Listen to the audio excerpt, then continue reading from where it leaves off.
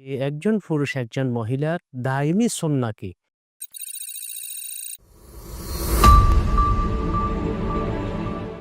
আসসালামু আলাইকুম ওয়া রাহমাতুল্লাহি ওয়া বারাকাতুহু। ইন্নাল হামদালিল্লাহ ওয়াসসালাতু ওয়াসসালামু আলা মান লা নাবিয়্যা বা'দা, আম্মা। সুপ্রিয় দর্শক, মনাহিল টিভির পক্ষ থেকে আপনাদেরকে স্বাগতম। আজকে আমাদের সাথে রয়েছেন অতিথি হিসাবে জামিয়া বাইতুল করিমের সম্মানিত খতিব মুফতি ইব্রাহিম আনোয়ারি হাফিজাহুল্লাহ। আমরা অতিথির কাছে জানতে চাইব যে একজন পুরুষ একজন মহিলার দায়মি সুন্নাহ কি? অর্থাৎ তাকে স্থায়ীভাবে কোন কোন সুন্নাহকে, রসুলের আদর্শকে গুরুত্ব দিতে হয়। প্লিজ। আলহামদুলিল্লাহ ওয়াকাফা ওয়াসালামুন আলা ইবাদিহিল্লাযিনা ইসতাফা আম্মা বা'দ। অত্যন্ত ধন্যবাদ জানাচ্ছি বিজ্ঞ উপস্থাপককে তার সুন্দর উপস্থাপনার জন্যে এবং মানাহিল টিভির কর্তৃপক্ষকে ধন্যবাদ জানাচ্ছি। আরও এগিয়ে যাবে মানাহিল টিভি এই প্রত্যাশা। তো পুরুষের দায়মি সুন্নাত 10টি। ১ নাম্বার, টুপি পরিধান করা। নামাজের সময় তো পুরুষ টুপি পরিধান করেই চেষ্টা করা সবসময় যাতে মাথায় টুপি থাকে।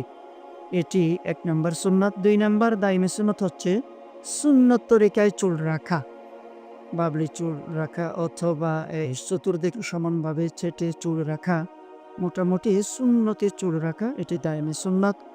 ৩ নাম্বার মোচ খাটো রাখা, মোচ ছাঁটা, মোচকে ছোট রাখা। আল্লাহ রাসূল সাল্লাল্লাহু আলাইহি ওয়াসাল্লাম বলেন, তোমরা মোচকে কেটে দাও, মোচকে ছোট করে ফেলো, দাড়িকে ছেড়ে দাও, দাড়ি লম্বা হোক। ৪ নাম্বার দায়মি সুন্নাত হচ্ছে মিসওয়াক করা।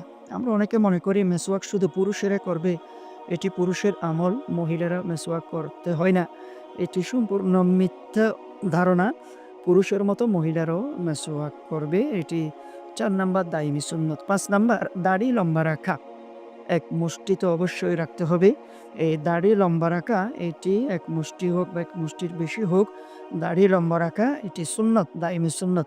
৬ নাম্বার সুন্নতি পোশাক পরিধান করা, ঢিলাঢালা পোশাক পরিধান করা। বিশেষ করে পুরুষের জন্য লাল রঙের, হলুদ রঙের পোশাক ব্যবহার করাটা নিষেধ আছে।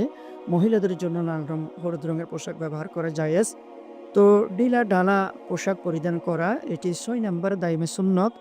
৭ নাম্বার নখ ছোট রাখা, নখ কাটা, নখ ছোট রাখা। ৮ নাম্বার লোম, পশম ইত্যাদি এগুলো পরিষ্কার পরিচ্ছন্ন রাখা। বিশেষ করে ৪০ দিন অন্তর অন্তর এগুলা কেটে ফেলা, ছেঁটে ফেলা, পরিষ্কার করা। ৯ নাম্বার টয়লেটে গেলে ডিলা বা টিস্যু ব্যবহার করা, এটি সুন্নাহ। ১০ নাম্বার সর্বশেষ দায়মি সুন্নাত পুরুষের পেশাবে গেলেও, প্রস্রাব করতে গেলেও ডিলা, টিস্যু ইত্যাদি ব্যবহার করা। এই মা বোনদের দায়মে সুন্নত হচ্ছে ৭টি। ১ নাম্বার চুল আঁচড়িয়ে রাখা, চুল পরিপাটি করে রাখা। ২ নাম্বার মেসওয়াক করা, পুরুষের মতো মহিলাদেরও দায়মে সুন্নাহ মেসওয়াক করা।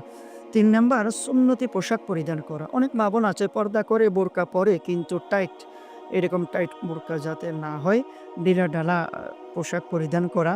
৪ নাম্বার দায়মি সুন্নাত হচ্ছে নখ কাটা। ৫ নাম্বার লোম, পশম এগুলা পরিষ্কার পরিচ্ছন্ন করে রাখা। ৬ নাম্বার ২ নাম্বারে গেলে বা টয়লেটে গেলে ডিলা, টিস্যু এগুলো ব্যবহার করা সুন্নাহ। ৭ নাম্বার অর্থাৎ সর্বশেষ মা বোনদের দায়মি সুন্নাত হচ্ছে মাসিক বা পিরিয়ডে পট্টি ব্যবহার করা। তাহলে পুরুষের দায়মি সুন্নাত ১০টি এবং মা বোনদের দায়মি সুন্নাত ৭টি।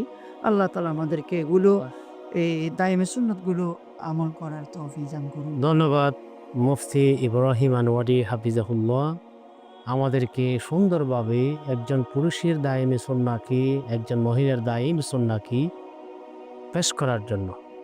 সুপ্রিয় দর্শক, আপনাদেরকে অসংখ্য ধন্যবাদ। আসসালামু আলাইকুম ওয়া রাহমাতুল্লাহি ওয়া বারাকাতুহু।